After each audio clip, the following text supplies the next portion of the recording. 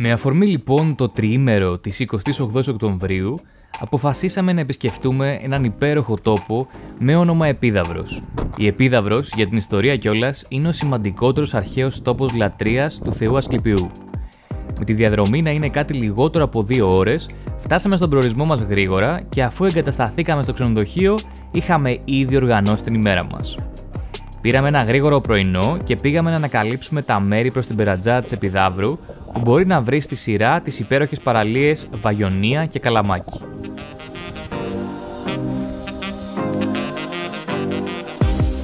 Εκεί, αν κάνεις μια μικρή ανάβαση στο μονοπάτι, φτάνεις σε έναν απόμερο σημείο με μοναδική θέα.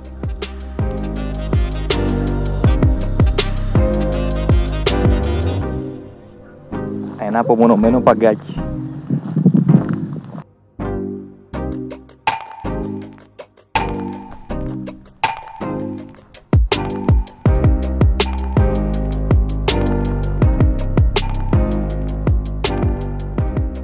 Ήμασταν τυχεροί γιατί μας έκανε απίστευτο καιρό και αφού χαζέψαμε το σημείο, είπαμε να συνεχίσουμε τη διαδρομή μας προς τον αρχαίο τόπο.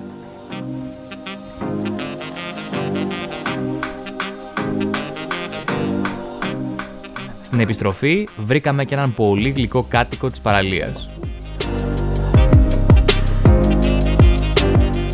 Αφού παίξαμε λίγο με το γατούλι, μετά περάσαμε στην άλλη πλευρά του τόπου, όπου και το βρήκα σαν αφορμή για ένα μικρό σχεδιάκι με χρώμα.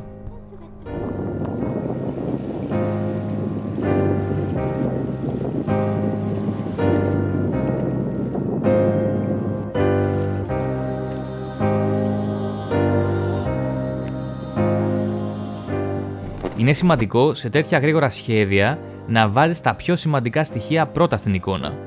Οπότε απλά τοποθετείς τα μεγάλα χρώματα στην αρχή, χωρίς λεπτομέρειες, και στη συνέχεια προσθέτεις όλο και περισσότερα στοιχεία. Στη συγκεκριμένη περίπτωση, εγώ είχα βάλει χρόνο μισή ώρα σαν άσκηση, έτσι απλά για να πιάσω την ιδέα του σημείου. Πριν φύγουμε για το μεγάλο θέατρο, είπαμε να κάνουμε και μια μικρή στάση στο μικρό το αδερφάκι, που είναι εδώ λίγο πιο κάτω. Το μικρό θέατρο της Επιδαύρου βρίσκεται πολύ κοντά στην παλαιά Επίδαυρο και συγκεκριμένα κοντά στον οικισμό της παλαιάς Επιδαύρου Αργολίδας. Το θέατρο έχει χωρητικότητα 2.000 θεατές και κατασκευάστηκε προς το Θεό Διόνυσο. Κάθε καλοκαίρι το θέατρο λειτουργεί κανονικά και γίνονται και σε αυτό παραστάσεις που είναι μέρος του φεστιβάλ της Επιδαύρου. Τώρα στη συνέχεια πήραμε το αμάξι και ξεκινήσαμε για τα υπέροχα σημεία προς το αρχαίο θέατρο της Επιδαύρου, αλλά και όλα τα γύρω αξιοθέατα. Πρώτη στάση στον προορισμό μας είναι το Μουσείο της Αρχαίας Επιδαύρου. Με μία πρώτη ματιά μπαίνοντας φαίνεται να είναι μικρό, αλλά στη συνέχεια θα δούμε ότι έχει μερικά θαυμάσια εκθέματα που σίγουρα έχουν πολύ μεγάλο ενδιαφέρον.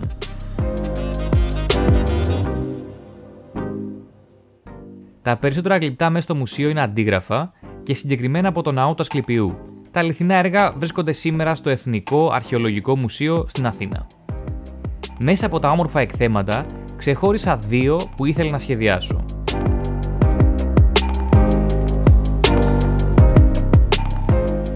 Ο τρόπος που προσεγγίζω ένα σχέδιο είναι στην αρχή να ξεκινήσω με τη δομή και τη γενική φόρμα του αγάλματος και στη συνέχεια να βάλω με σωστό τρόπο όλους τους τόνους του. Να θυμάστε ότι όσο μεγαλύτερη είναι η γκάμα τόνων σε ένα σχέδιο, τόσο πιο εύκολο είναι να δώσετε την αίσθηση του όγκου.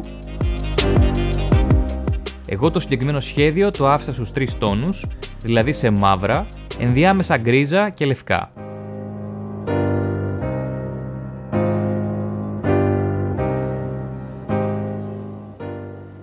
Λόγω του έντονου φυσικού φωτισμού από τα παράθυρα, έβλεπες τα αγάλματα με έντονες φόρμες στις σκιές τους. Πάντοτε προτείνω σε όλους που θέλουν να σχεδιάσουν κάτι εκ του φυσικού να επιλέγουν θέματα με έντονο κοντράστ στις φόρμες των σκιών τους για ένα πολύ πιο ενδιαφέρον σχέδιο. Θα πούμε περισσότερα πράγματα για αυτό το θέμα σε επόμενο βίντεο.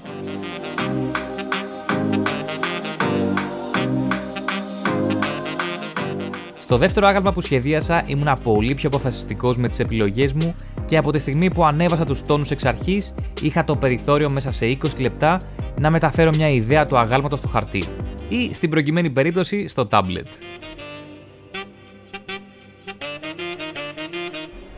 Αφού γυρίσαμε όλο το μουσείο, επόμενος σταθμός είναι και το σημαντικότερο σημείο του τόπου, το θέατρο της Επιδαύρου.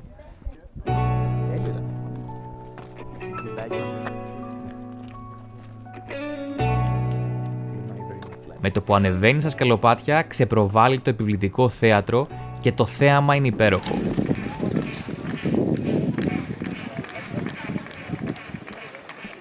Εμείς με το που φτάσαμε ακούγαμε τους τουρίστες να δοκιμάζουν με παλαμάκια την ακουστική του θεάτρου και είπαμε να το δοκιμάσουμε κι εμείς.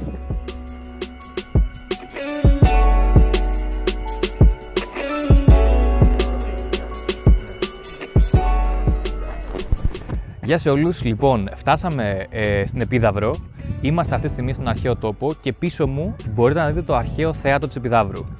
Το υπέροχο αυτό αρχαίο θέατρο θεωρείται ένα από τα σημαντικότερα αρχαία θέατρα που υπάρχουν και είναι ίσως το ωραιότερο αλλά και το καλύτερα διατηρημένο. Επειδή υπήρχε στην περιοχή το περίφημο Ασκληπείο, λένε ότι το θέατρο φτιάχτηκε πρακτικά για τη διασκέδαση των ασθενών που νοσηλεύονταν στο Ασκληπείο για να μπορούν να τους ψυχαγωγούν. Τώρα συγκεκριμένα για το θέατρο αυτό έχει χωρητικότητα 13.000 θεατών και συγκεκριμένα έχει 21 σειρές καθισμάτων στα πάνω καθίσματα για τον λαό και 34 σειρές καθισμάτων στα κάτω καθίσματα για τους ευγενείς. Ωστόσο, το περίφημο θέατρο πήρε το όνομά του από τον ίδιο τον Επίδαυρο, ο οποίος ήταν και ο ήρωάς της αφού πολέμησε και αυτός στον Τροϊκό πόλεμο. Τώρα για την ιστορία, το θέατρο χτίστηκε συγκεκριμένα το 340 π.Χ. από τον αρχαίο αρχιτέκτονα Πολύκλητο και συνεχίζει να πραγματοποιεί παραστάσεις μέχρι και σήμερα. Λόγω της θαυμάσιας ακουστικής του, αλλά και λόγω της τέλειας κατάστασής του, δημιουργήθηκε και συνεχίζεται να διοργανώνεται το πολύ γνωστό φεστιβάλ της Επιδαύρου. Κάτι μοναδικό κιόλας είναι η ακουστική αυτού του θέατρου και σήμερα συγκεκριμένα θέλουμε να κάνουμε ένα πείραμα το οποίο είναι έτσι πολύ γνωστό από παλιά, στο οποίο από τα τελευταία καθίσματα πετούσες ένα κέρμα στο κέντρο του θεάτρου και ακόμα και έτσι μπορούσε να το ακούσει πεντακάθαρα. Για το τέλος, σε αυτό το υπέροχο θέατρο έχουν κάνει την εμφάνισή τους κάποια πολύ μεγάλα ονόματα, όπως είναι η Κατίνα Παξινού, ο Θανάσης Βέγκος, αλλά και η Μαρία Κάλλας. Φύγαμε λοιπόν και από το θέατρο και η επόμενη στάση είναι τώρα να πάμε στον αρχαιολογικό χώρο και στο ναό του Ασκληπιού. Αφού συνεχίζουμε τη βόλτα μας στον αρχαιολογικό χώρο, βλέπουμε πολλά από τα ερείπια της εποχής, αλλά αυτό που μου κάνει πιο πολύ εντύπωση είναι το τεράστιο μέγεθος της περιοχής. Περπατώντας μέσα στα δρομάκια, σε κάνει να φαντάζεσαι πώς θα ήταν τότε όταν λειτουργούσαν όλα αυτά τα κτίρια και ο τόπος έσφιζε από ζωή.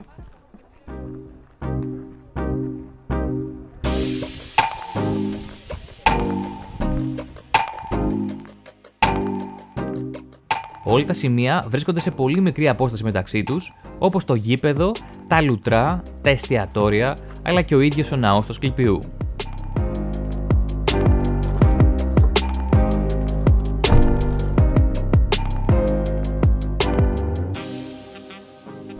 Αλλαγή προορισμού τελικά, αντί να πάμε στο ναό του Απόλλωνα, είπαμε να κάνουμε μία στάση πριν πάμε στο Χουρβιδάκι επάνω για φαγητό, στους υπέροχους καταράκτες των Γιαννουλέικων.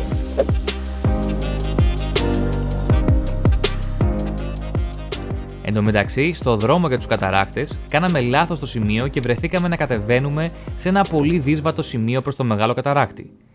Επειδή ο δρόμος γινότανε ολοένα και πιο κακοτράχαλος στην πορεία του, αποφασίσαμε να γυρίσουμε προς το σημείο που βρισκόταν ο μικρός καταράκτης.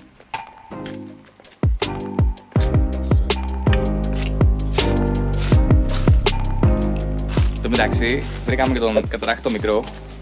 Πριν το βρούμε, αναγκαστήκαμε να πάμε στο μεγάλο καταράκτη και κατεβήκαμε από ένα σημείο το οποίο δεν κατεβαίνεις κανονικά.